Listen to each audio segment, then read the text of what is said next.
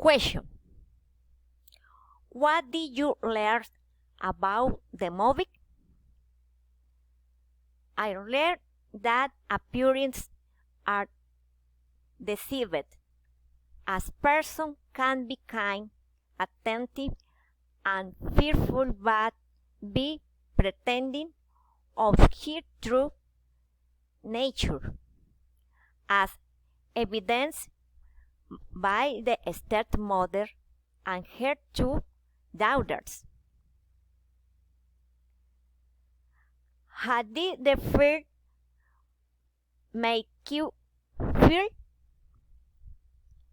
It made me feel worried about women who are too submissive and who endure all kind of abuse, since they often keep silent in that kind of situation and do not seek professional help.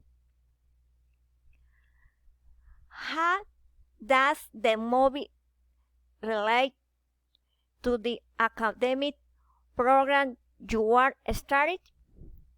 In the area of psychology, the family is an important part of personal development.